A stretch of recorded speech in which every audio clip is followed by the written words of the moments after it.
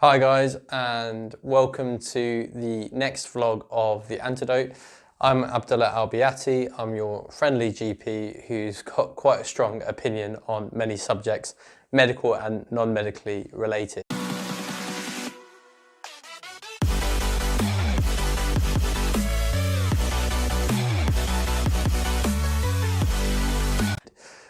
This is essentially a follow-on video from the last one which I did, which spoke about why I chose GP and why GP has so far been a fantastic career choice for myself. What I think needs to always be, and always in these kind of discussions, is to have a balance, because even though it might be fantastic for me, that's certainly not the statistics which are being produced and the outcomes that we're seeing in real life. So I'll give you an example. In the article which I've put underneath this video, it talks about the number of GP practices which are shutting down, and we really need to talk about why is there such an increase in the number of GP practices closing, and what does that mean for us as patients and the communities that we all live in. So the statistics show that in 2018, 138 practices closed down.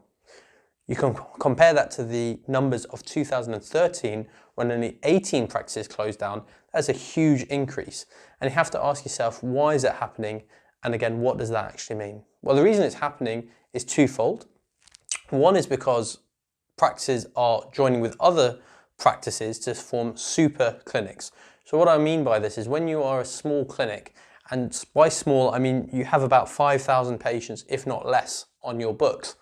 It's quite hard to balance the books in terms of the funding which you're getting from the government and how you're spending that to support your local patients, because you have to pay for a receptionist, you have to pay for the doctors, you have to pay for the servicing of the building, and sometimes when you have a small number of patients, it's much harder to get that ratio right between how much money you're receiving and how much you need to spend and manage to keep your practice running in a great way.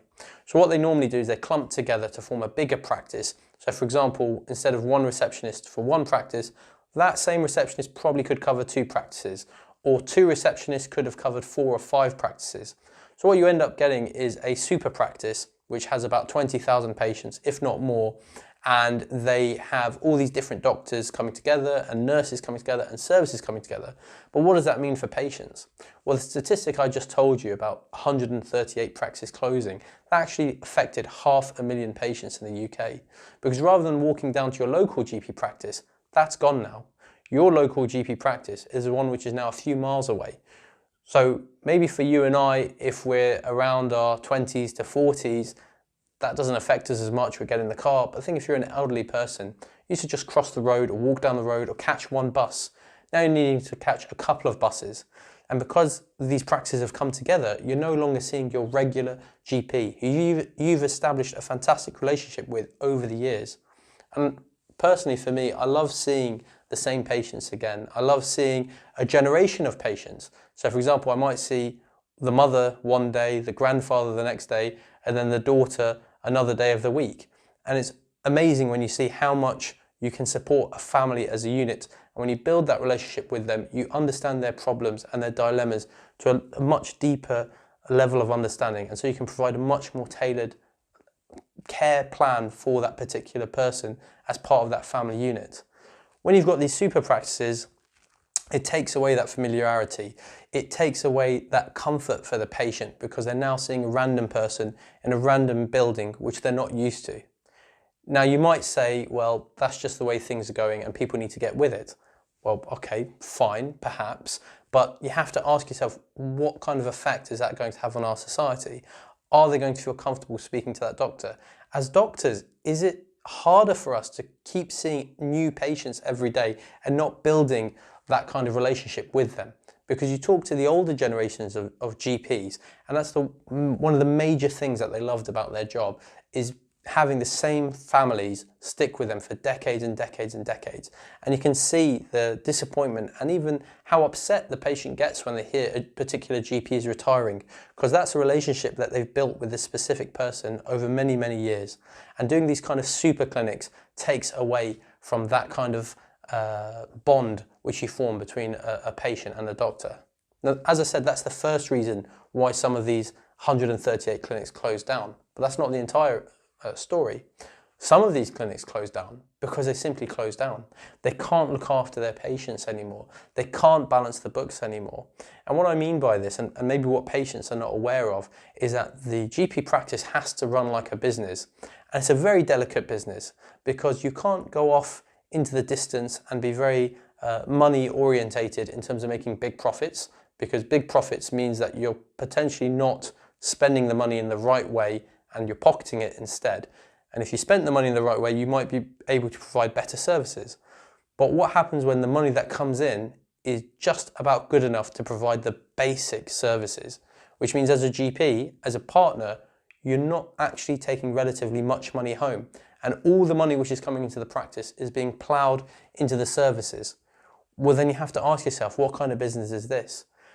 I don't know of any other kind of business where the money you get in all gets spent on the service and none of it gets built up for a profit, obviously for yourself, or even money to be tied over for the following year because you might want to extend, get an extra clinic room, hire another nurse. Maybe you need a nurse practitioner now because your patients' demands have changed. They need more dressings or more follow-ups or more specific clinics in asthma or COPD or diabetes, for example. So these kind of small practices that have a very limited budget and very limited number of services are really starting to suffer because not only can they not expand and progress, they're actually being able to deliver a minimum level of care, which they're not personally satisfied with. They wish they could do more. They wish they could offer more services, but the whole balance between how much money GPs are receiving from the government to look after these patients and how much they're actually having left over to support their practice or even take care of themselves has completely gone skewed. And if you read the article which I've posted in the newspaper, it talks about how a practice has completely shut down and they gave their staff 6 months notice. Because from the GP's perspective, at the end of the day, this is not a charity. We are employees, we work, we get paid a salary to provide a service. And you wouldn't stay in your job, whatever profession you may do, but if you're a pilot or you're an accountant or you're a cleaner or you work at the dry cleaners, you know how much you are worth in that job. You know what is an acceptable rate or an acceptable salary for yourself. And you wouldn't accept if year on year your salary is dropping and dropping and dropping to the point where you look around you and you see the other people in your boat and you're thinking, wait, how are all these other GPs in all these other practices working less than me but doing better off than me, working less than me and are less stressed than I am, whereas all I'm doing, as it says in the article, is running like a hamster in a wheel and going nowhere. So as great as GP has been for me personally, I think a lot of our patients or a lot of our society is not aware of the amount of stress and burnout that is happening with GPs at the moment, especially with GP partners. And if you don't have enough GP partners, you won't have enough GP practices. And if you don't have enough GP practices, you're going to start losing your local services and you'll have to travel miles down the road to go to one of those super clinics where they're now starting to band together for survival more than anything. So it's food for thought. You have to ask yourself what's going on with our system, what's going on with our society.